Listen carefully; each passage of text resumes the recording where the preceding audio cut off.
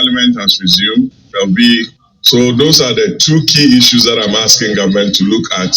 One, on how Forex has been traded between commercial banks and the central banks and to the general public, and to reconcile what importers have also done with regards to the import certificates they've received, the customs declaration forms, and the Forex that they got from their respective banks. That is on the economy.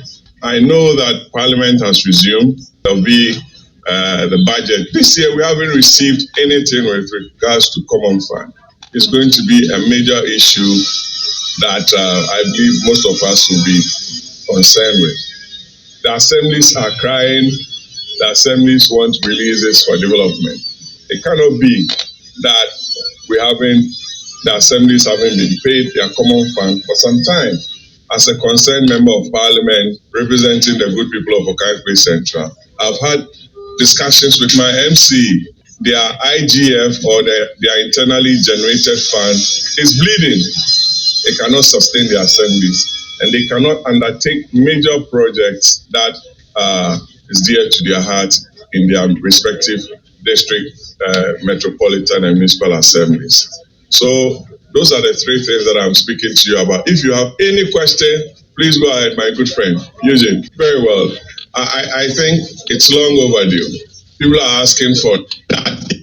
The bank had been very firm on treasurers of the commercial banks. Wouldn't have gotten to this level. We know we have friends who work in the banks. Officers of the banks are given currency to trade with or work with. How are they able to account for them? At what rate are they asked to trade with those currencies? How much do they sell them to black market people?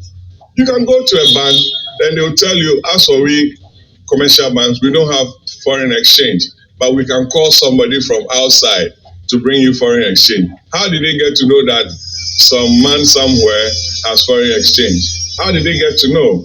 So it's as a result of weak supervision from the central bank on the commercial banks that has given them the opportunity to have access to black market dealers. Of course, there are also business people who want to make money. So if you give me $10,000 to trade with at 8 cedis to $1, and I, as an officer of the bank, sells it to a black market dealer at 12 cedis, they've made profit on the $10,000. The black market operator will also go to the black market and trade it off at 13 Ghana cedis. Then speculation becomes rife, and that is what is happening to our economy. The second issue is about imports, whether they are using the Forex that they state on their import license to bring in the required goods and at that rate.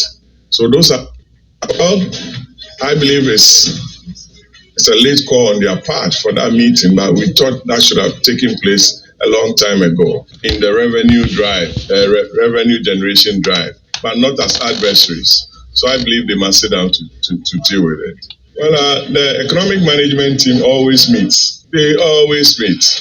So this is not the first time.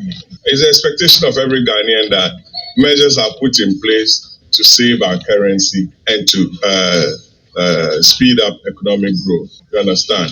Somebody got a contract for 5 million cedis. Maybe at the time the cedi was 1 cedi to the 6 cedis to the dollar. Now the cedi is around 15 cedis to the dollar. You can do your own mathematics. The person, without having set foot on the site, would have lost money. And I'm sure that is what we are asking government to support. We are concerned members of our party, and everything that affects the citizenry, it must be of utmost concern to us. Not because we are MPP and we are in government, we shouldn't talk about things that affect the country. No, Boama will not do that. I believe majority of MPP members are not in agreement with how things are panning out with regards to the state of our economy. We must be honest. If the country is good for all of us, the currency becomes stronger, all the better. So we're asking government as a matter of urgency to put in place the right measures to restore the value of our currency. Was that a call? Okay, my understanding is that some issues have been laid before the president to address, failing which some majority members are asking for the removal of the finance minister. It was that and the minister of state. It's a good call that as a concerned majority, we want our government to succeed. So if, for example, common not being released, and is affecting the performance of MPs and MMDCs who are appointed by the president, then steps ought to be taken. We need to hear from our finance minister, we need to hear from the president on steps that are being taken. Because when it comes to the removal of a minister, the constitution says you need to test of members present and voting, and it's by secret ballot. From the way things are, you cannot guarantee it. You cannot. So I don't think it's the interest of our side of government to remove our minister. But when push comes to shove, to save the party, the government that we are asking to break the eight, which I don't believe in, I believe in winning successive elections. We are not here to win two elections and say we are breaking the eight. No. I believe, you have to go to me well, I believe in winning successive elections. Eight is just too small. So whatever it takes for the government to put in place the right measures, if it requires removing all the cabinet ministers and setting up a new government, we will support it. If that is what will win us successive elections, we support it.